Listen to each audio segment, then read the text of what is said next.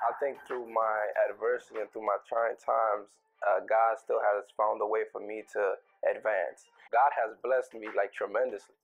Edgar Sosa, born January 15, 1988. Today's feature is a Dominican American from New York City that once had a real shot at the NBA. One that had plans of following fellow Dominican-born Francisco Garcia in becoming a household name as a college player, then move on to the league as a first-round NBA draft pick.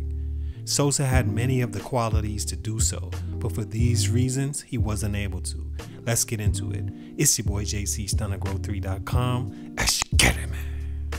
A young Edgar Sosa moved to New York City from the Dominican Republic at 5 years old and attended Rice High School in Harlem, where he was a star by his senior year after winning 2 conference titles, regular season and tournament in 2008. He was a 4-star recruit, ranked the 13th best point guard in the country and number 2 player in the state of New York.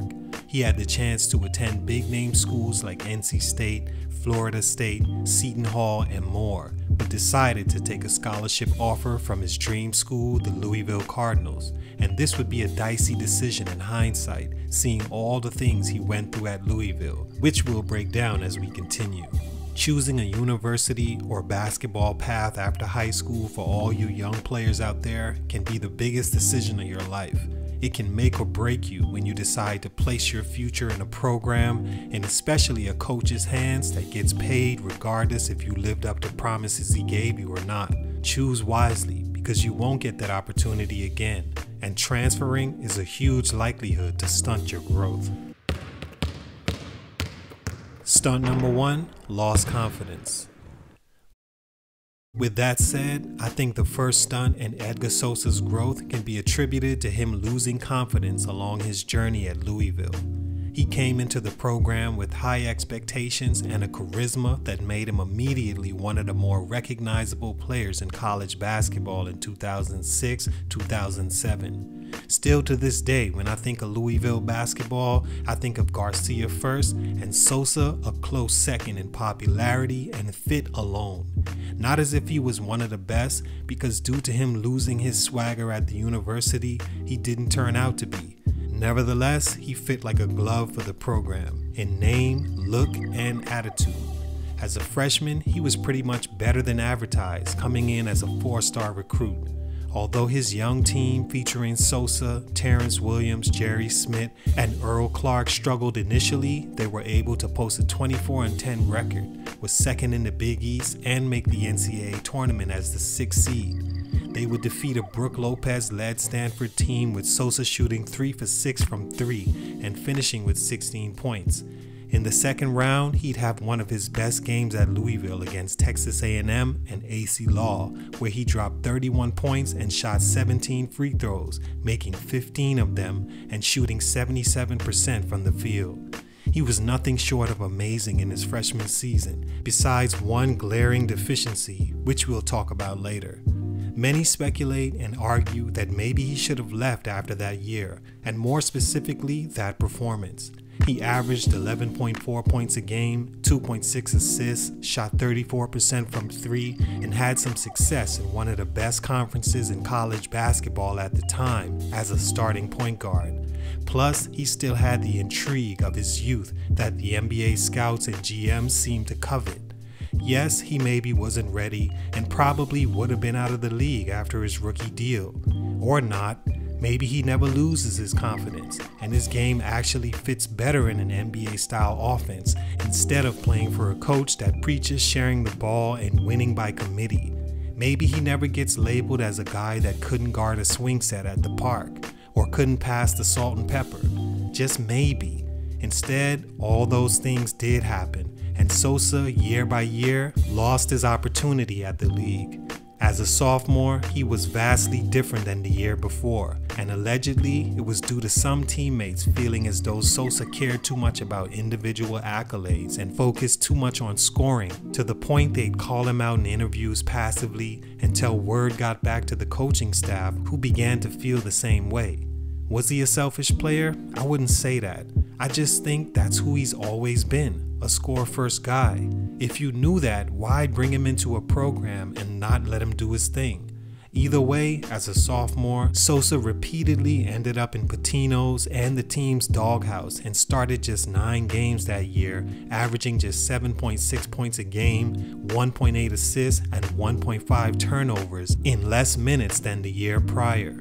He was repeatedly benched for guard Jerry Smith, who I think Sosa is worlds better than, and at that point mentally lost his intangible leadership qualities and the sauce he had as a freshman. Stunt number 2, giving up. Rick Pitino, that is. The second stunt in Edgar's career that I think hurt his future NBA draft stock was that his coach simply gave up on him. It took me a while to come to this conclusion, and being a former Division I player whose coach gave up on me, I know this stunt when I see it. It happens all the time. I just can't understand what was the drastic change from year 1 to year 2. It got so bad that as a junior, Coach Pitino actually sat down with Sosa and advised him to transfer schools. Imagine that. Imagine you choose this school, giving up all the other opportunities with other programs. You have a great first year, and 2 years later you're being asked by your nationally known head coach to transfer. Go start over. We can't use you anymore. With 1 year, maybe 2 if you can get that junior year back, depending on when you leave. That had to have been a heartbreaking conversation for Sosa. Pitino's reasoning was that the 6'1" point guard was the worst defender he'd seen up to that point. So bad he just couldn't stand seeing him get beat off the dribble and give up layups not one more game. If your reduced role, along with your teammates secretly attacking your style of play, didn't cause you to check out mentally, that request from a coach like Rick Pitino surely could do the trick. But credit to Edgar, he decided to stick it out and endure the course. Salute to him, because many would have left right then and there. So I gotta take a break and give him his props for standing up to those critics and soldiering on. That talk woke Sosa up, and he and Pitino agreed that he'd give more effort on D, and the coach would stop pulling him so quickly for every mistake. He would later go on to hit the biggest shot of his career in the very next game against their biggest rival, Kentucky, in which he scored 18 points, 2 assists, and 2 steals, and went on to start the rest of the season. He averaged a career-low 7.3 points as a junior and 2.4 assists, shooting a career-low from 3 of 31% in career-low 19 minutes a game.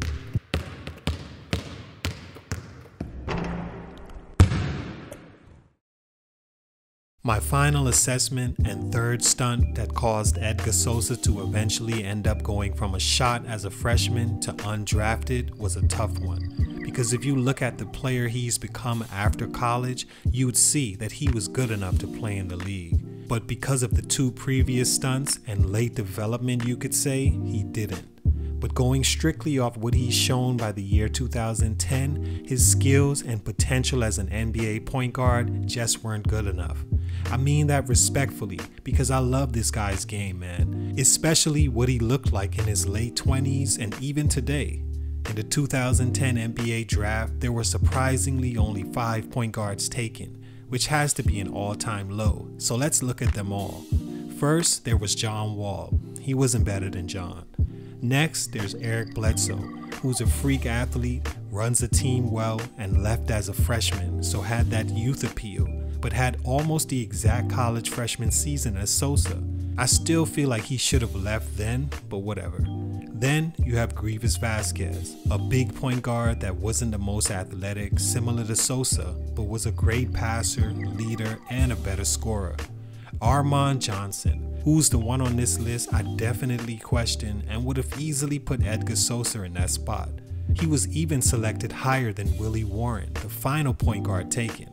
My point is, there was room for him on that list based on the freshman year he had and a solid senior year where he averaged 13 points with T. Will and Earl Clark off to the league, and also 4.5 assists in more playing time and an expanded role. But the baggage of being labeled a horrible defender by everyone, including your well-respected, nationwide known coach, along with showing you weren't the most willing distributor of the ball, all while not being the best of scorers, hurt him. Then there's the lack of explosion he showed playing mostly below the rim and not displaying the world-class speed and quickness it takes to survive on that level, at least at that time, was another aspect that hurt him. But hey, Armand Johnson?